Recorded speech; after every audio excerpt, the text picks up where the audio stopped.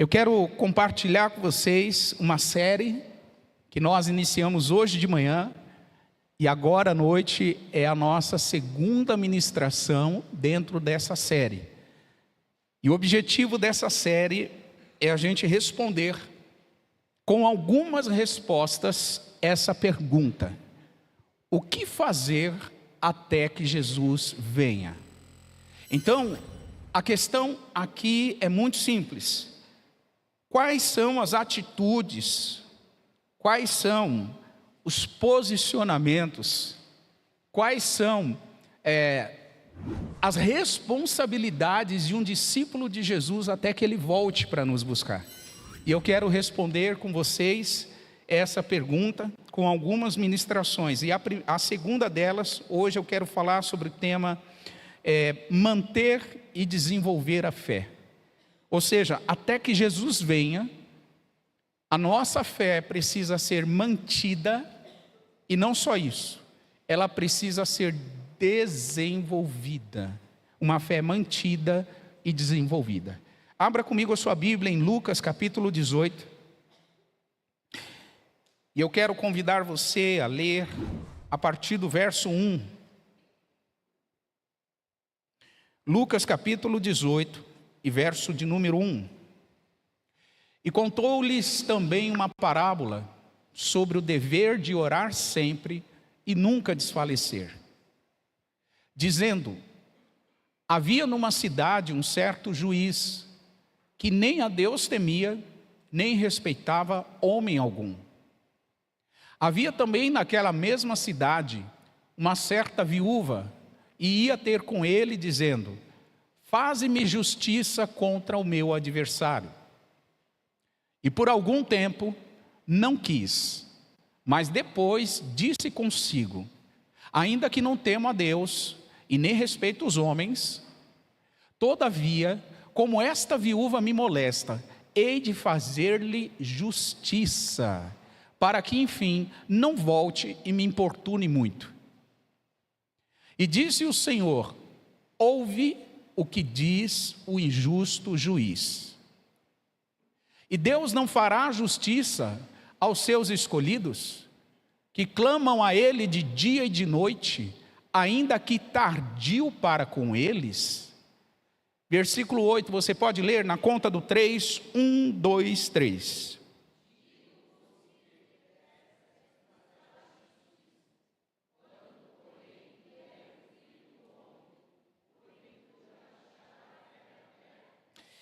Essa pergunta que aparece nas últimas palavras do versículo de número 8, é uma pergunta que Jesus fez aos seus discípulos após contar uma parábola.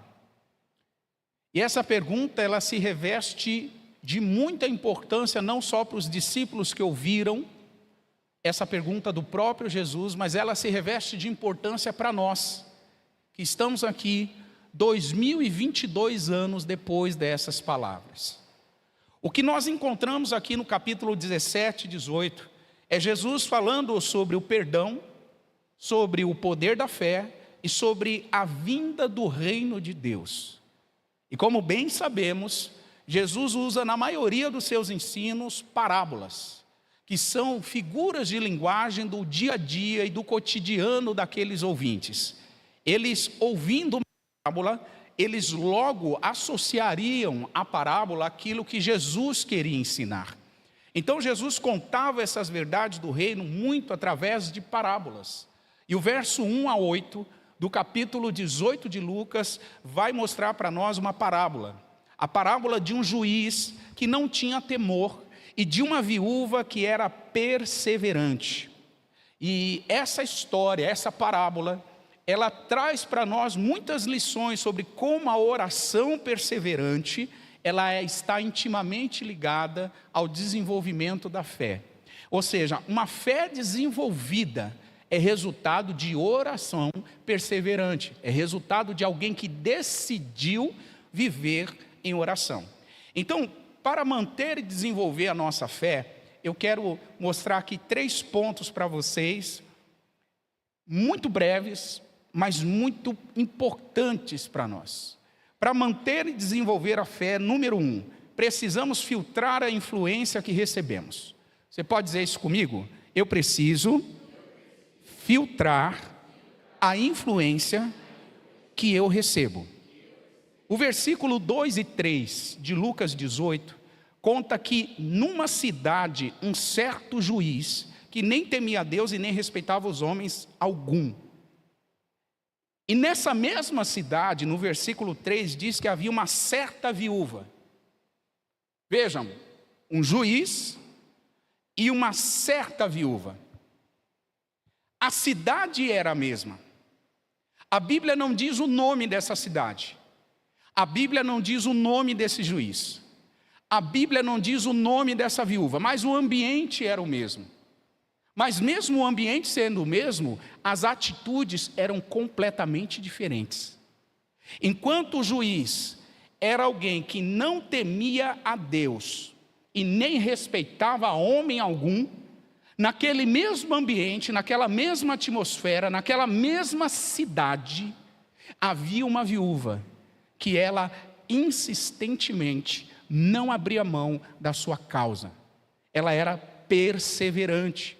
A cidade era a mesma, mas a viúva decidiu filtrar que tipo de influência ela teria naquele ambiente. Vejam, todos nós estamos vivendo numa mesma cidade. Ninguém aqui pode levantar a mão e dizer: eu sofro mais do que esse meu irmão que está sentado na minha frente, atrás de mim ou do meu lado. Sabe por que a gente não pode? Porque não há quem sofra mais ou menos. Os sofrimentos são diferentes, mas todo mundo está envolvido no mesmo ambiente. Tem as mesmas dores. Todo cristão genuíno tem a mesma aflição. A mesma expectativa do regresso de Jesus cabe e compete a cada um de nós. Então não posso dizer que eu sofro mais do que você e você não pode dizer que sofre mais do que eu. Porque todos nós estamos envolvidos em um mesmo ambiente, em uma mesma atmosfera, em uma mesma sociedade. Agora, é verdade também que pessoas que são envolvidas em um mesmo ambiente, elas têm respostas diferentes, de acordo com o filtro que ela faz. E esse texto, essa parábola que Jesus conta, deixa isso muito claro. A viúva não era de uma outra cidade, irmão. Alguém poderia dizer assim: não, essa cidade desse juiz era uma cidade ímpia, era uma cidade igual Sodoma e Gomorra, era uma cidade igual Babilônia. Não. A viúva era da mesma cidade que ele. Só que esta viúva decidiu filtrar. A pergunta é, nesse ambiente, nesse cenário, nessa sociedade que a gente vive, quais são os filtros que você faz para manter a sua fé?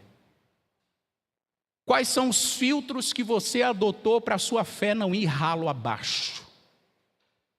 Quais são os filtros que você tem para você não se apostatar da fé? Essa viúva tinha um filtro, e o filtro dela se chamava perseverança.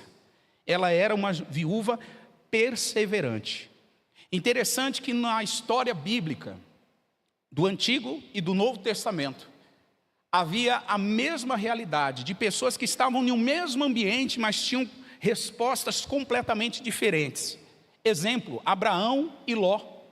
A Bíblia diz que chegou o momento da jornada que Abraão não poderia continuar com seu sobrinho Ló. E Deus diz para ele: Abraão, dispersa Ló. Ló não vai poder acompanhar você nessa etapa da sua jornada. E aí o Abraão chama o Ló e diz para o Ló assim: Ló, escolhe um dos lados. E o lado que você escolher, eu vou escolher o lado inverso. A Bíblia diz que o Ló levanta a cabeça, olha para as campinas de Moabe, onde estava Sodoma e Gomorra, e diz: eu vou para lá. Lá é mais próspero, lá tem uma aparência melhor. E Ló escolheu as campinas de Moabe, enquanto que Abraão escolheu a terra prometida.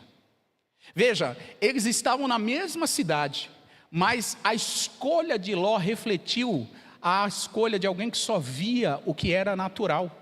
Abraão reflete a escolha de alguém que olha e enxerga além do que a vista humana consegue ver. Numa mesma cidade é possível ter duas atitudes completamente diferentes. A pergunta é: como está a nossa disposição para filtrar as influências dos ambientes que vivemos? Será que eu sou um daqueles cristãos que diz assim: aqui onde eu convivo está todo mundo fazendo isso. Aqui onde eu moro, aqui na minha família, todo mundo faz assim. E eu justifico um desvio bíblico em nome de uma tradição familiar? Em nome de uma convivência? Em nome de uma busca por aceitação?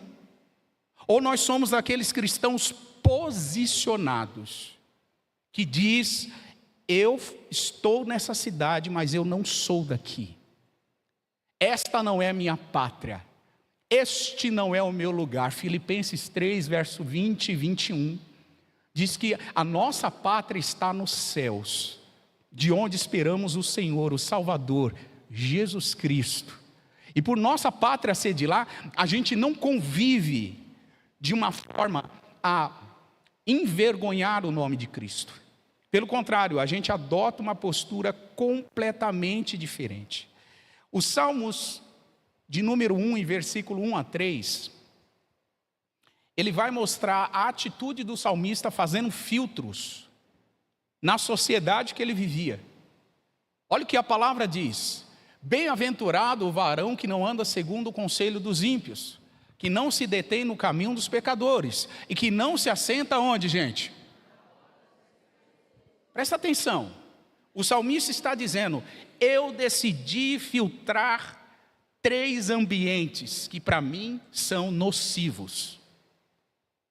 Eu decidi não andar segundo, primeiro, conselho dos ímpios; segundo, caminho dos pecadores; terceiro, roda dos escarnecedores.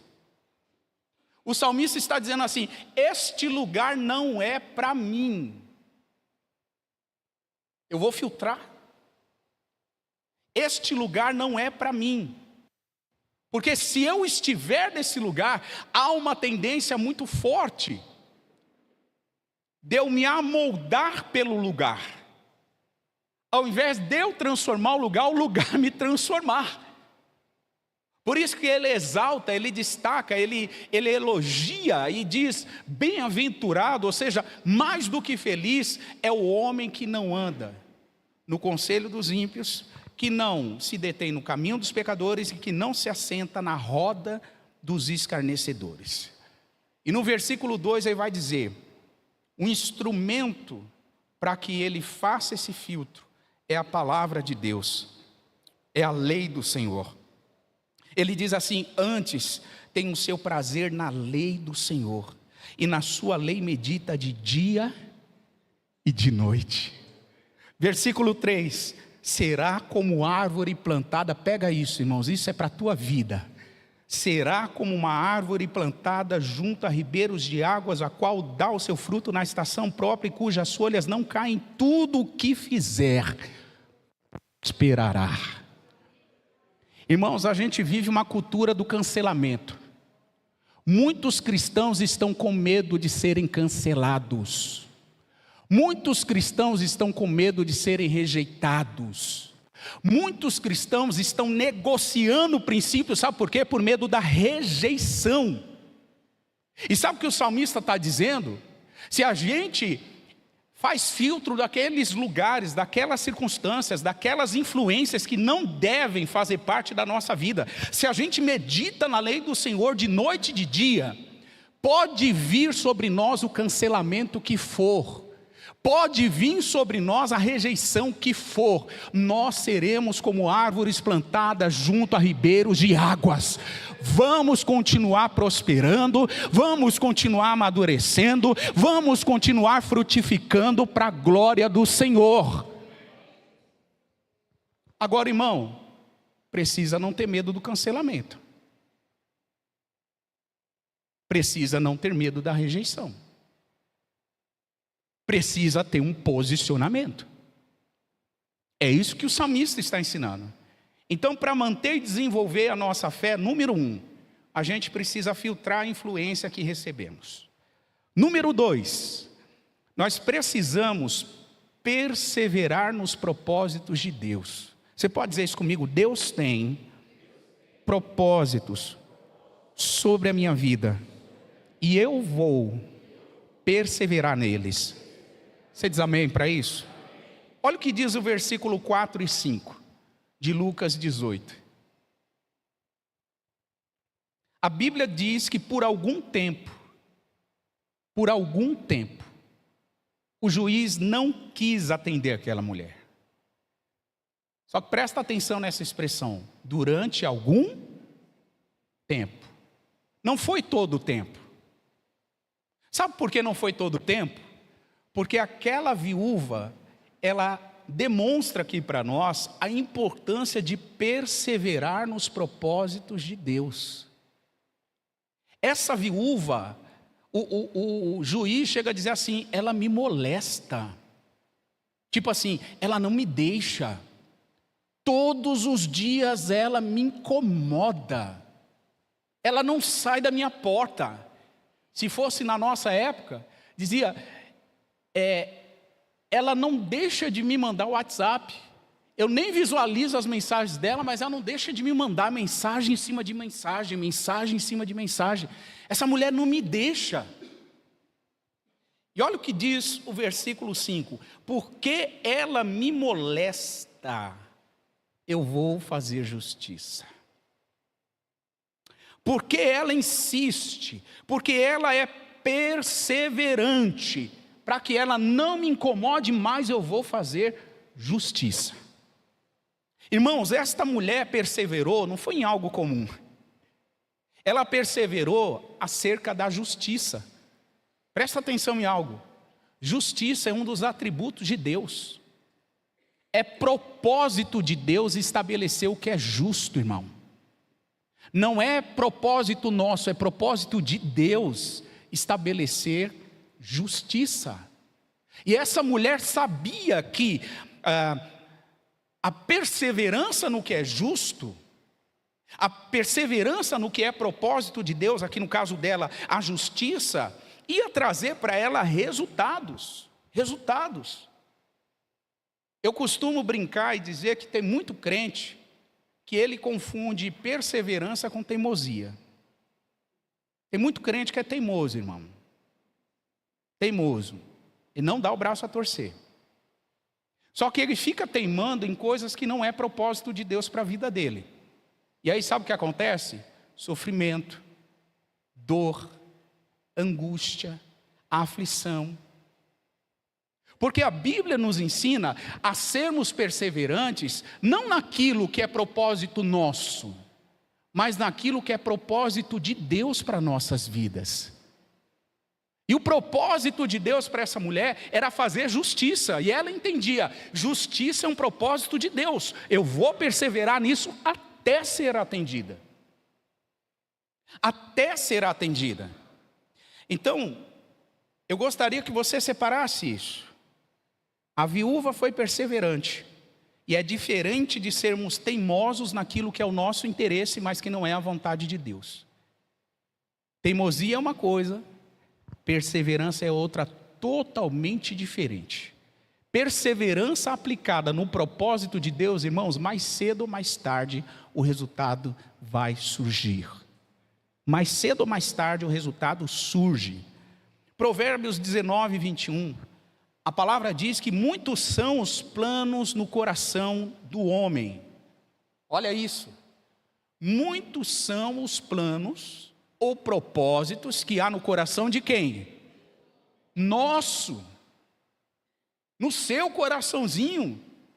Você sabia que tem muita coisa que sobe aí no teu coraçãozinho, que você se empolga todo, que você fica todo animado e diz, olha, é maravilhoso, e Deus está olhando de cima e dizendo, isso não tem nada a ver com o meu propósito para a sua vida. Só que Deus é Pai, e como bom Pai, Deus não vai te vetar de você ir segundo o seu coração. Deus não vai te vetar. Deus não vai te proibir. Agora, por ir segundo o coração, a gente colhe consequências. O sábio Salomão está explicando isso. Cuidado com os propósitos que existem no seu coração. pode ser que eles não sejam de Deus. E se não forem de Deus, talvez você acrescente sofrimento sobre a tua vida, sobre a tua família, sobre quem você ama, sobre quem ama você. Cuidado! Muitos propósitos há no coração do homem. Só que a parte B do versículo diz: mas o conselho do Senhor permanecerá. O que é que prevalece no final das contas, irmãos? O propósito de Deus. Você pode olhar para a pessoa que está do seu lado e dizer isso para ela: Deus tem um propósito na sua vida. Deus tem um propósito em nossas vidas, igreja. Vale a pena abrir mão daquilo que empolga o nosso coraçãozinho para viver o propósito de Deus.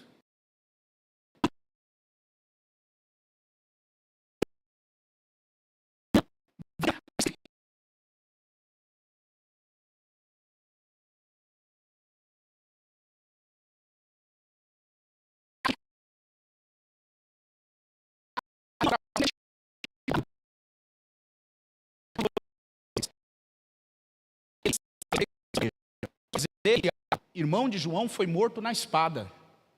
A Bíblia também mostra que Pedro, ele foi preso.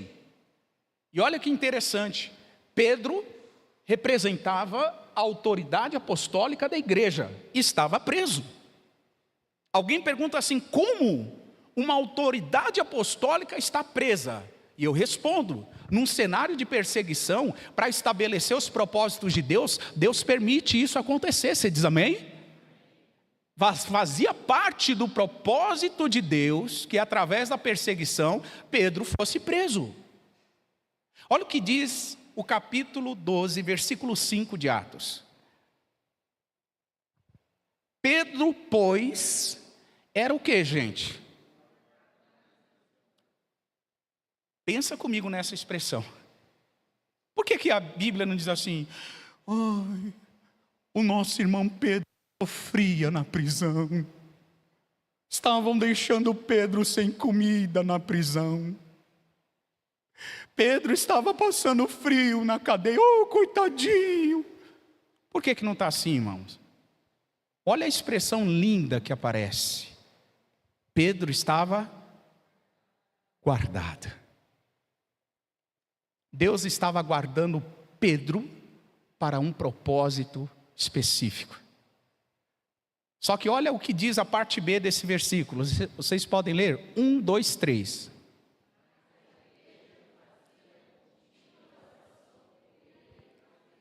A igreja sabia dos propósitos de Deus. A igreja sabia que fazia parte do plano de Deus Pedro ser preso.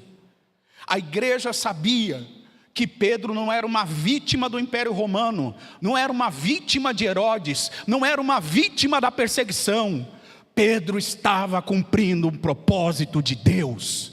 A igreja sabia. E por isso ela orava, e a Bíblia diz que era uma oração contínua. Era uma oração contínua a Deus.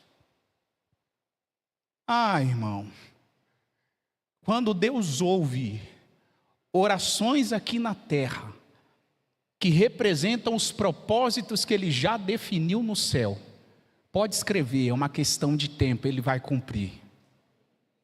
Pode escrever, irmão, é uma questão de tempo. Deus vai cumprir. E foi exatamente isso que aconteceu.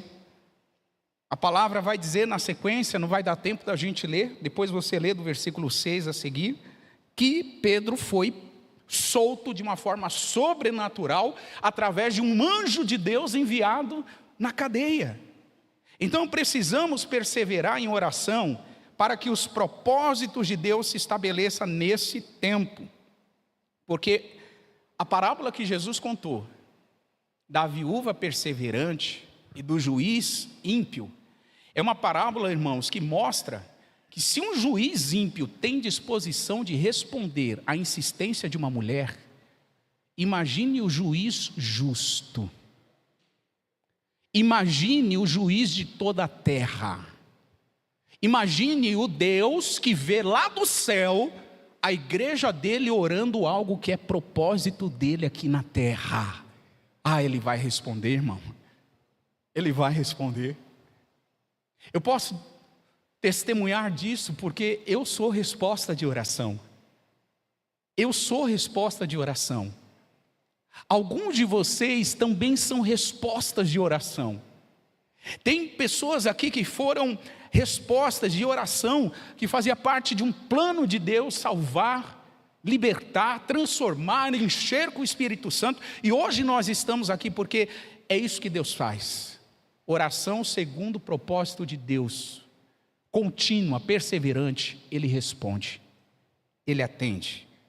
Em terceiro lugar, para manter e desenvolver a nossa fé, é necessário amadurecer a fé em cenário desafiador. Você pode dizer isso comigo? Em cenários desafiadores, eu preciso amadurecer a minha fé. E aí vem o versículo 8 de Lucas 18, que foi o último versículo que a gente leu.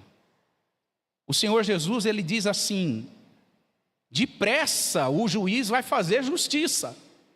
Porém, quando vier o Filho do Homem, quando Jesus voltar em glória, ele vai achar fé na terra, irmão?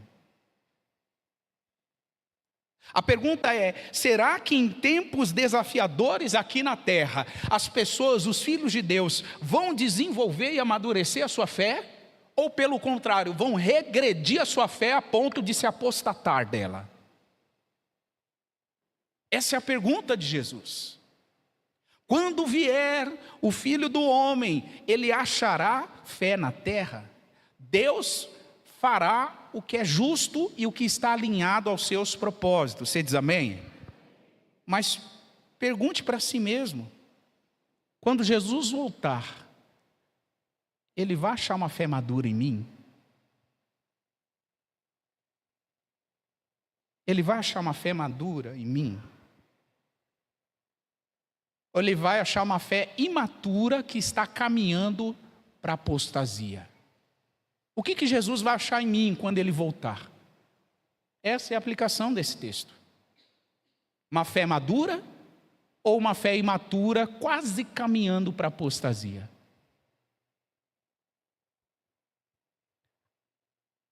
Segundo a Tessalonicenses, capítulo 2 e verso 3, esse foi um dos textos que a gente leu hoje de manhã. Eu quero ler com vocês porque esse texto tem uma porção maravilhosa de revelação sobre a vinda de Cristo e sobre os sinais que vão antecipar a vinda dele.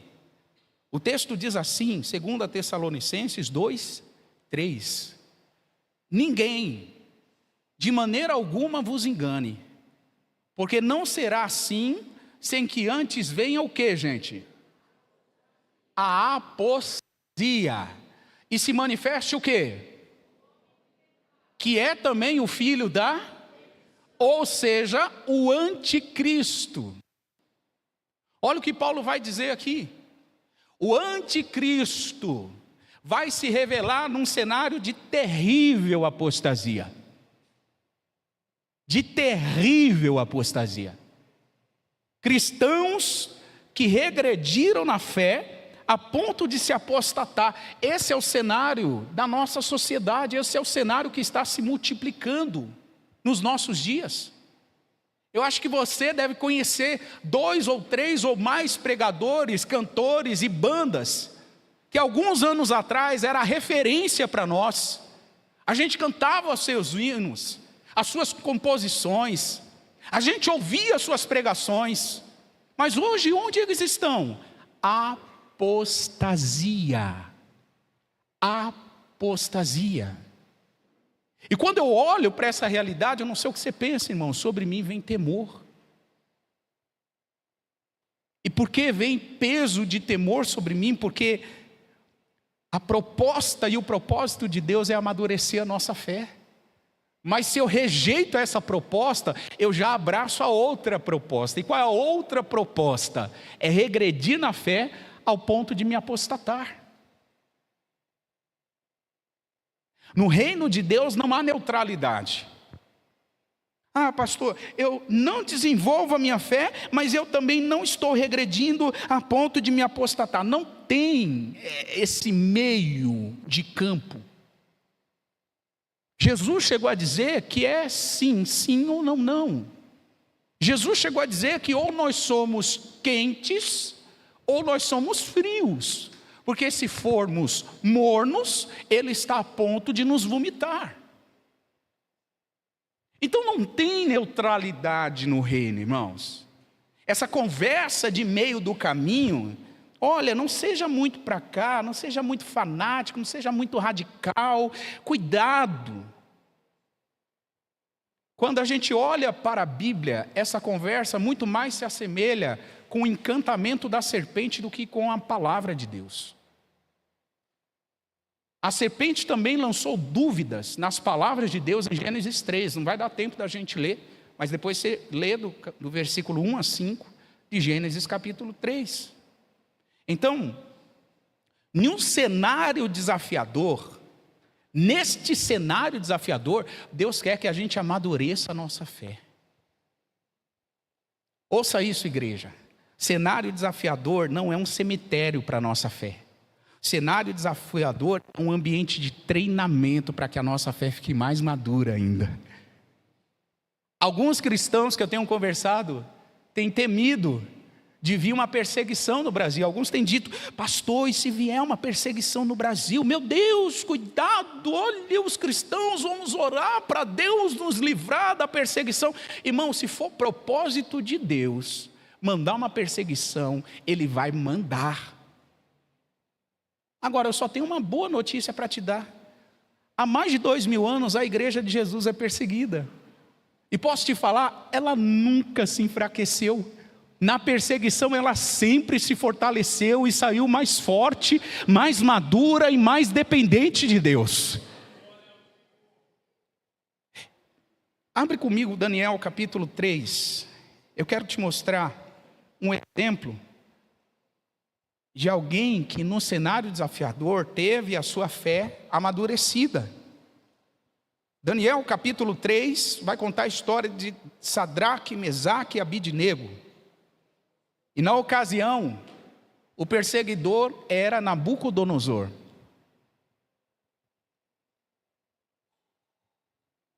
O rei Nabucodonosor levanta uma imagem, e diante dessa imagem, ele exige adoração.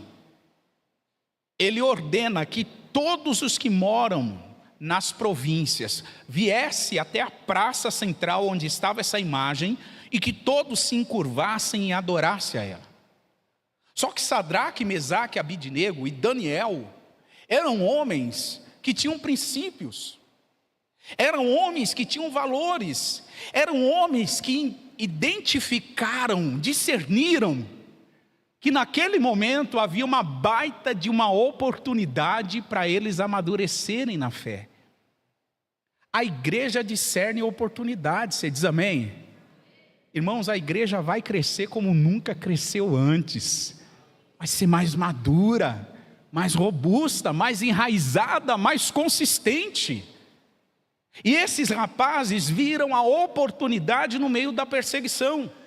Olha o que diz o verso 16 de Daniel 3. Quando eles foram novamente orientados a se ajoelhar diante da imagem, a palavra diz, responderam Sadraque, Mesaque e Abidnego, e disseram ao rei Nabucodonosor, não necessitamos te responder sobre esse negócio. 17. Eis que o nosso Deus, a quem nós servimos, é o que pode nos livrar.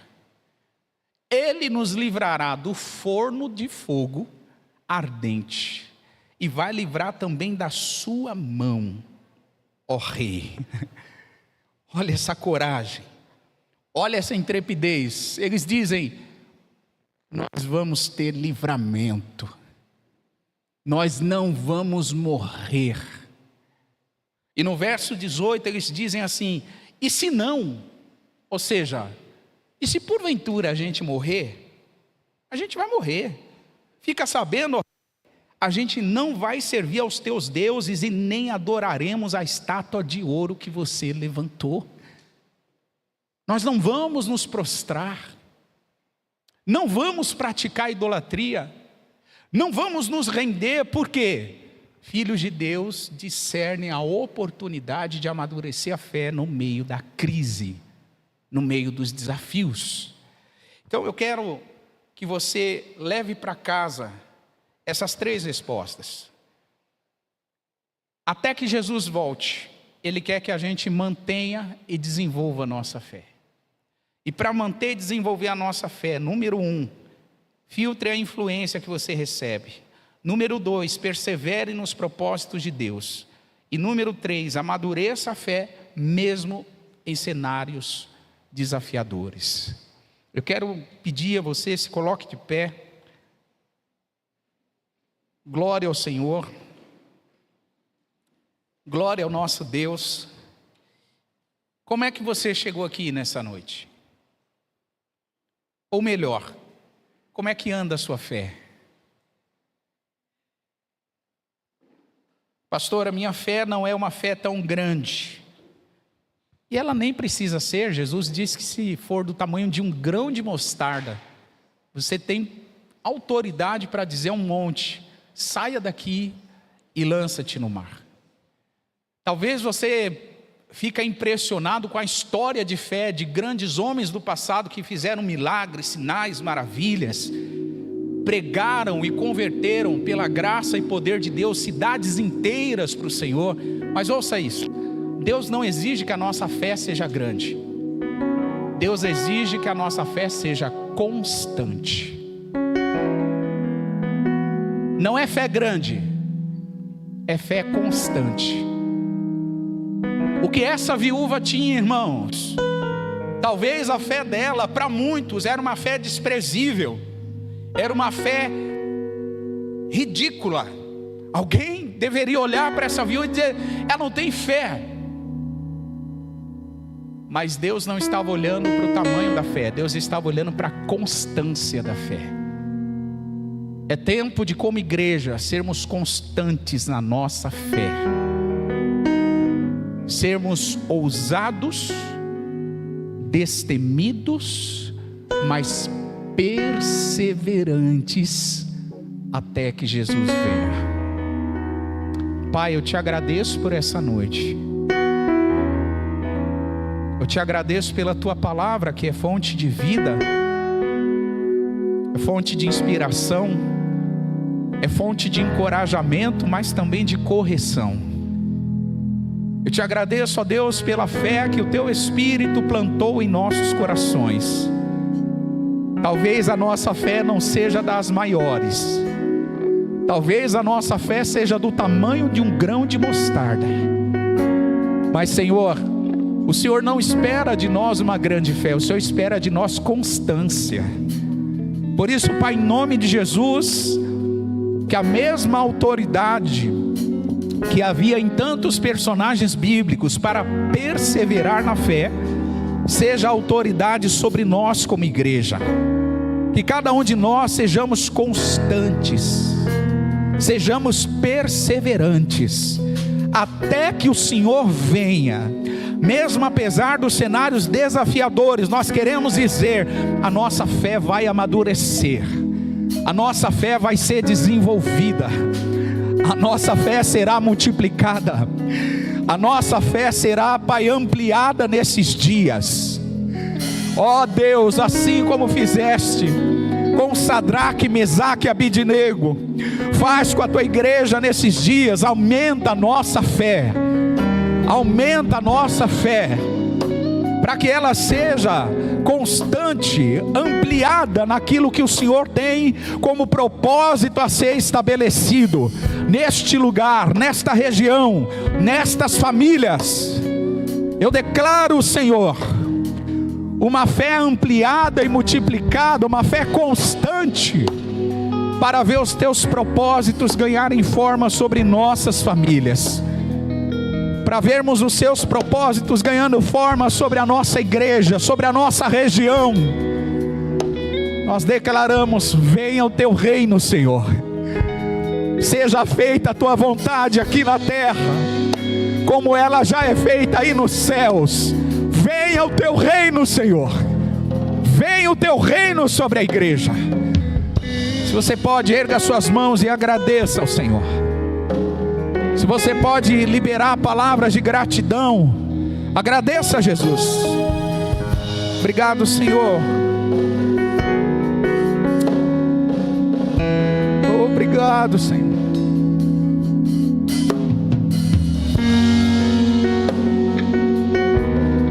Obrigado, Senhor. Te adoramos, te agradecemos, te louvamos, Senhor. Oh, exaltado é o teu nome. Te amamos, Jesus. Obrigado por essa fé depositada em nosso coração. Obrigado pela certeza que a fé vem pelo ouvir, e ouvir a tua palavra. À medida que nos expomos à tua palavra, a nossa fé é desenvolvida, Senhor.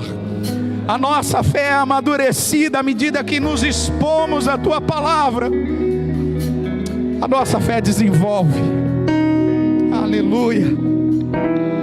Aleluia.